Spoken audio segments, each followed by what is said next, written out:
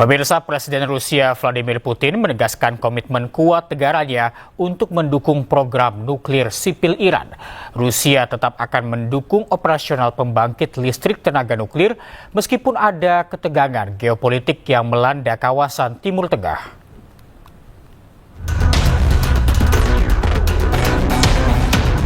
Rusia siap memberikan dukungan bagi pengembangan energi nuklir yang damai di Iran. Presiden Rusia Vladimir Putin menegaskan komitmen kuat negaranya untuk mendukung program nuklir sipil Iran. Putin mengungkapkan bahwa lebih dari 200 ahli nuklir Rusia akan terus bekerja di pembangkit listrik tenaga nuklir atau PLTN Bushehr yang terletak di selatan Iran yang dibangun oleh perusahaan negara Rusia Rosatom. Rusia dengan tegas tetap akan mendukung operasional pembangkit tersebut meski ada ketegangan geopolitik yang melanda kawasan Timur Tengah. Доверяют нам в полном объеме и не без основания доверяют, потому что мы, во-первых, никогда не нарушали никаких договоренностей, во-вторых, мы продолжаем мирные ядерные программы в Иране, построили уже Бушер, который работает, и продолжаем строить. Serangan udara Amerika Serikat dan Israel dalam beberapa bulan terakhir diklaim telah menghantam sejumlah fasilitas nuklir Iran. Namun Iran membantah. Iran mengatakan rantai pasokan nuklir negara tersebut masih utuh, meski Amerika berulang kali menargetkan kawasan yang diyakini memproduksi senjata nuklir.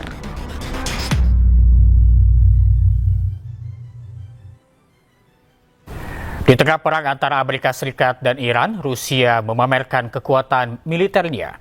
Dalam perayaan kemenangan perang, Rusia memperlihatkan sejumlah alutsista Rusia yang canggih.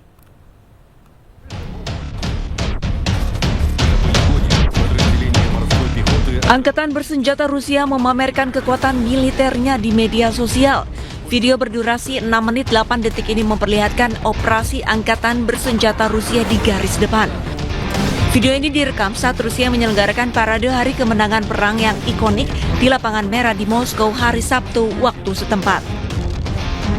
Kremlin menegaskan parade militer ikonik tahun ini di Lapangan Merah diperkecil karena ancaman teroris dari Ukraina. Parade memamerkan kecanggihan sistem rudal, kapal selam, tank, dan alutsista militer Rusia lainnya. Sementara itu, Kementerian Pertahanan memperingatkan akan adanya serangan balasan besar-besaran terhadap Kiev jika terjadi upaya untuk mengganggu perayaan tersebut. Sebelumnya, pada hari Jumat waktu setempat, Presiden Amerika Serikat Donald Trump mengumumkan gencatan senjata antara Rusia dan Ukraina yang berlaku dari tanggal 9 hingga 11 Mei. Yaitu dengan pertukaran tahanan sebanyak 1.000 orang dari masing-masing pihak. Moskow dan Kiev pun sama-sama mendukung inisiatif tersebut. Israel melancarkan serangan udara ke kamp pengungsian Al-Shati di Gaza, Palestina. 9 orang termasuk anak-anak dilaporkan terluka akibat serangan ini.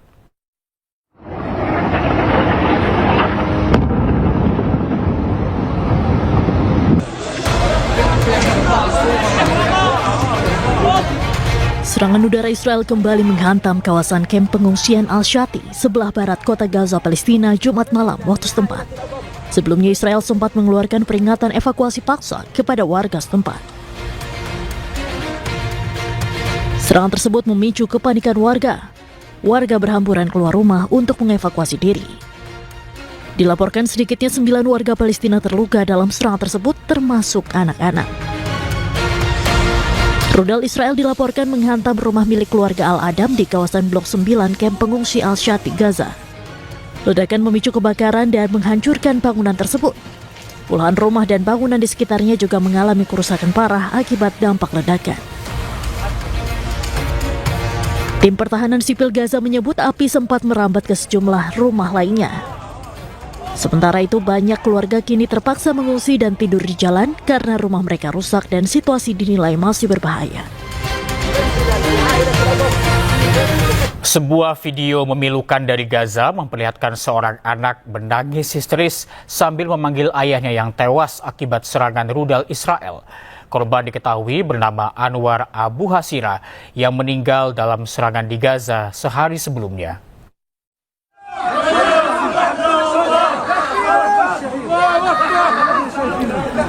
Rekaman menunjukkan seorang anak berdiri di dekat jendela rumahnya sambil menangis histeris memanggil ayahnya saat jenazah sang ayah tiba di rumah duka. Korban bernama Anwar Abu Hasira dilaporkan tewas akibat serangan rudal Israel di Gaza. Tangisan sang anak pecah ketika iring-iringan warga yang membawa jenazah ayahnya tiba. Momen tersebut menggambarkan duka mendalam warga Gaza, khususnya anak-anak yang kehilangan orang tuanya di tengah perang dan serangan udara yang terus berlangsung di wilayah tersebut.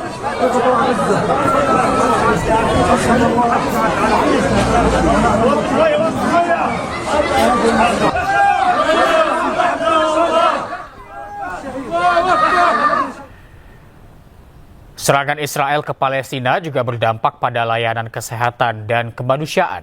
Penyerangan tenaga medis dan fasilitas kesehatan merupakan pelanggaran berat hukum humaniter internasional. Dan berikut data kerusakan serangan Israel terhadap Palestina, khususnya Gaza. Bulan Sabit, Palestina mencatat 258 kendaraan terkena serangan, terdiri dari 197 ambulans dan 61 kendaraan tanggap darurat. Serangan juga menewaskan 1.670 tenaga medis.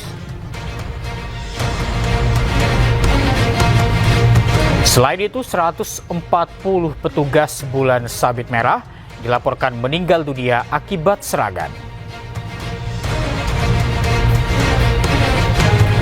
Tak hanya korban jiwa, serangan juga merusak 134 markas dan fasilitas kesehatan di Gaza, Palestina. Kekerasan terus dilakukan Israel di tepi barat Palestina. Razia pun terus digelar, tak jarang warga Palestina ditangkap tanpa alasan yang jelas. Pasukan Israel menangkap dan menganiaya seorang pemuda Palestina di Anata, tepi barat Palestina. Israel terus menggelar razia di tepi barat. Selama razia, kekerasan fisik kerap diterima warga tepi barat. Bahkan banyak di antara mereka yang ditahan tanpa alasan yang jelas.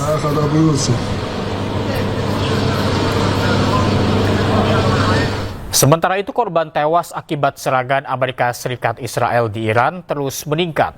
45% korbannya adalah warga sipil dan 262 diantaranya adalah anak-anak.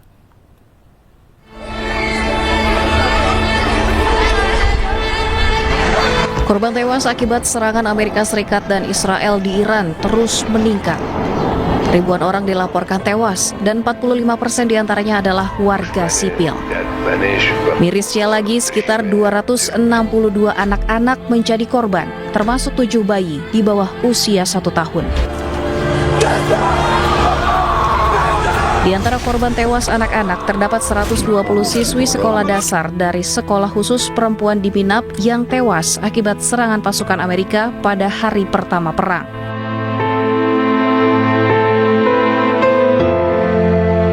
Peluncuran rudal ke sekolah dasar di Minab, Iran dituding dunia sebagai aksi terorisme karena dengan sengaja menargetkan fasilitas pendidikan sipil. Tragedi ini akan terus meninggalkan luka karena perang yang terjadi menewaskan ratusan anak-anak yang tak berdosa. Pesepak bola Barcelona Lamine Yamal tunjukkan solidaritasnya dengan Palestina selama perayaan Barcelona sebagai juara La Liga. Yamal kibarkan bendera Palestina dari atas bus atap terbuka yang disambut pendukung Barca.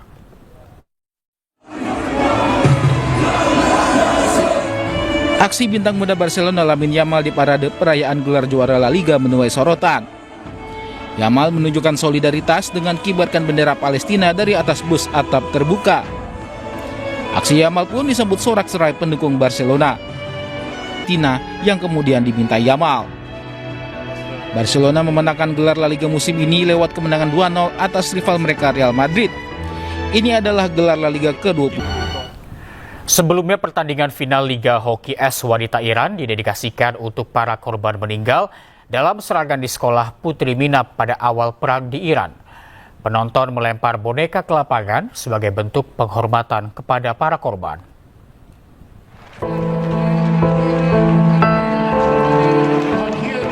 Pertandingan final Liga Hoki S Putri Iran diliputi suasana haru. Sebelum bertanding, kedua tim memberikan penghormatan untuk para korban meninggal serangan di sekolah Putri Minap, di mana sebagian diantaranya adalah anak-anak. Di pinggir dinding lapangan terpajang foto sejumlah korban serangan. Penonton juga melempar boneka ke lapangan sebagai bentuk penghormatan. اختتامیه پنجمین دوره لیگ هاکی روی یخ ایران بود به یاد بچه‌های میناپ. امیدوارم که همه بچه‌های جهان تو صلح باشن و در هیچ جنگی نباشن. امشب یک سری عروسک اهدا شد. امیدوارم که به دست این بچه‌ها برسیم. همونطور که دوست داریم بچه‌های خودمون اینجا میدرخشن، دوست داشتیم که دخترای میناپ هم کاش کنارمون بودن. کاش این اتفاق هیچ وقت نمیافتاد و به یاد دخترای میناپ دوست داریم این عروسک رو هدیه کنیم. Nantinya boneka-boneka tersebut akan disumbangkan ke para korban selamat serangan di sekolah Minap. Serangan di sekolah putri di Minap terjadi pada Februari lalu di awal perang Iran dengan Amerika Serikat. Korban meninggal mencapai 170 orang, di mana diantaranya termasuk anak-anak. Amerika Serikat dilaporkan menjadi dalang di balik serangan tersebut. Setelah aktivis global Sumut Flotilla Saif Abu Keshek dibebaskan Israel, aktivis asal Brazil Thiago Avila akhirnya dibebaskan. Keduanya tiba di negara asal dan kembali bertemu keluarga.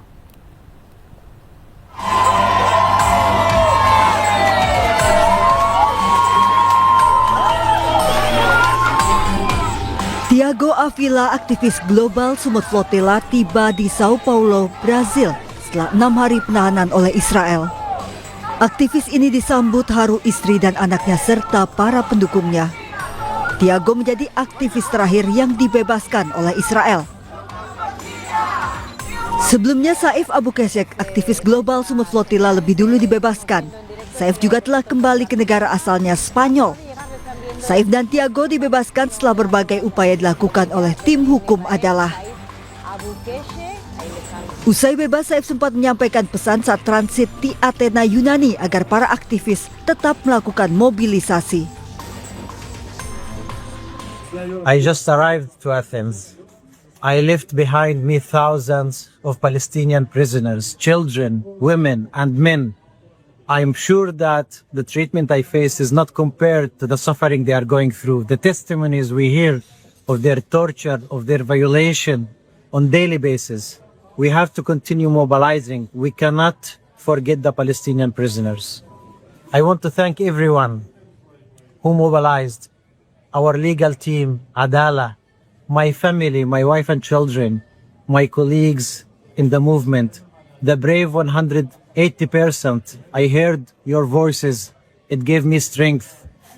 But we are not done yet. We have to continue. We have to continue to mobilize until Palestine is free.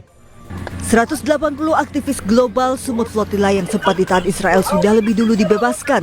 Beberapa di antaranya menerima penyiksaan selama penahanan. Global Sumut Flotilla berlayar membawa bantuan kemanusiaan untuk menembus blokade ilegal Israel.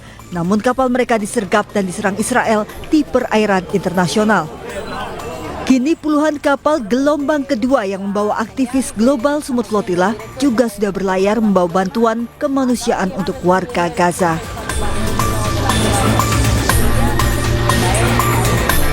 Saif Abu Keshek juga menuduh Israel melakukan penyiksaan, penculikan, dan tindakan ilegal lainnya setelah dibebaskan dari tahanan Israel di Barcelona. Ia menyerukan kepada Spanyol dan negara Eropa lainnya untuk meningkatkan tekanan terhadap Israel. El gobierno tiene que implementar de una manera efectiva el embargo de armas y tiene que jugar un papel bastante más relevante a nivel europeo para que el resto de los países dejen de ser cómplices con el genocidio, con ese gobierno israelí. Hemos visto que ya Israel le da igual. Yo creo que la siguiente flotilla, si volvemos a salir de Barcelona, nos van a encontrar aquí en Ibiza, porque ya si llegan a 700 millas náuticas, yo no sé dónde empieza el bloqueo realmente. ¿Dónde? Empieza a 150 millas, empieza a 200 millas, empieza en las playas de Barcelona. ¿Dónde empieza el bloqueo a Gaza? porque su excusa es que nosotros cruzamos una zona militar, que es prohibido, que está definida por su parte, que no realmente esta zona está dibujada solamente por Israel, porque no está reconocida por ningún Estado a nivel internacional de una manera oficial, se reconoce por fuerzas, pero ahora se ha ampliado. Perlawanan terhadap Israel terjadi di sejumlah lokasi, salah satunya di Golan, wilayah pendudukan Israel. Warga membakar mobil dan alat berat perusahaan Israel. Warga Golan, Suriah, menggelar aksi protes atas pembangunan proyek turbin angin milik Israel. Warga marah dan membakar beberapa kendaraan dan alat mekanik perusahaan. Tindakan ini sebagai bentuk penolakan warga Golan atas ekspansi proyek Israel di wilayah pendudukan. Warga juga tidak terima pengambil alihan lahan tanpa izin di wilayah yang seharusnya milik Suriah ini.